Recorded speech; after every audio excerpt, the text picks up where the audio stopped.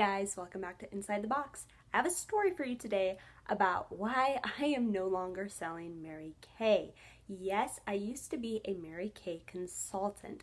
It started back in college, and I'll just briefly tell you the story so you can learn from my mistakes. But know that failure is important. It's good to try things and to fail so that you can learn to become the best you possible.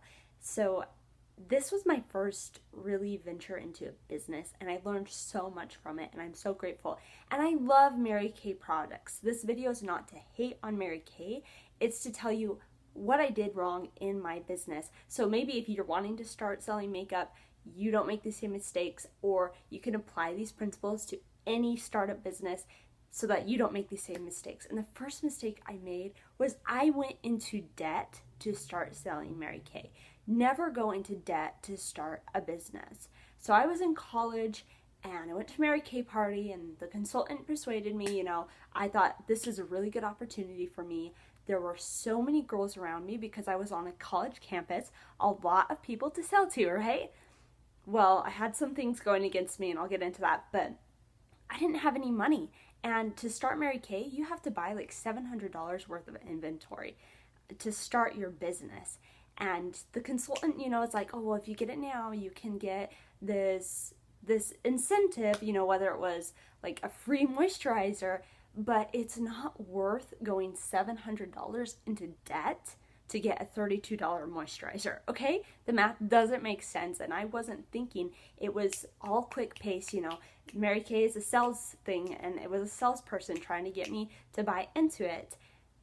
If you want to do Mary Kay, go for it, but take time to prepare. Don't jump ahead.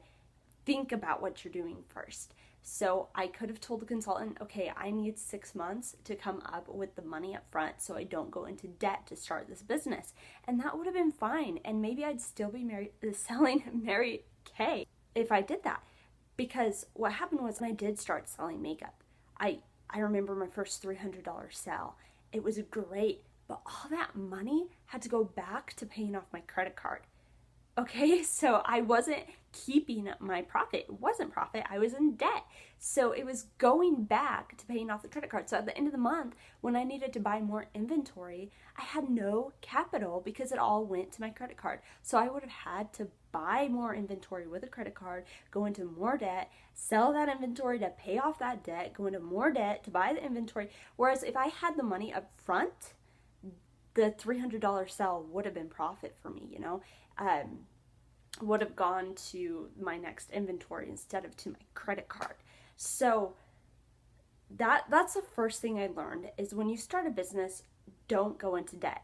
Do everything you can to save up the money so that you can keep your capital. The next thing was transportation.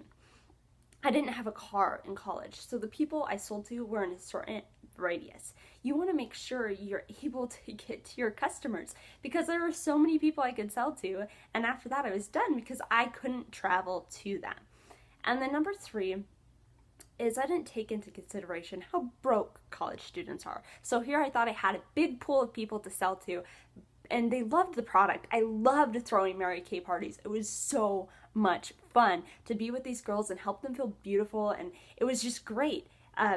But they didn't have the money to buy the product. And another thing is my team lead, I think that's what you would call them, the person who helped me get started in Mary Kay, she helped me with my first batch of inventory, and she picked out a lot of the really expensive skincare products, which I think sell better to people who are in their late 20s to 40s, but not to these early 20 college girls. They wanted mascara and eyeshadow, and I didn't have that in my inventory because I didn't pick the inventory. So I went into debt. I couldn't travel to get to my customers, and I had the wrong inventory for the pool of people I was trying to sell to, and I had all these things against me, and so I ended up stopping eventually. It just wasn't worth my time. I'd throw parties, I'd have like 3 in a week and maybe sell one thing and make like $2. It just wasn't worth it, but I did learn so much. It's so important not to go into debt when you start something. That's why I've started eBay. I was able to start that with $0 by selling things in my house, and once something sold, I had the money to go buy the box or the shipping material at the post office to send that first package, and I've been able to make profit and not have to pay off any debt like I did in Mary Kay. So that's my story. If you're looking to start Mary Kay, go for it. Go for it. It was such a great learning experience, but make sure you have that money up front. Thanks everybody for watching. If this was helpful to you, please subscribe to my channel and hit that like button. I have failed at a lot of things, and I've learned from my failures, and I hope you can learn from them too. Until next time, I'll see ya.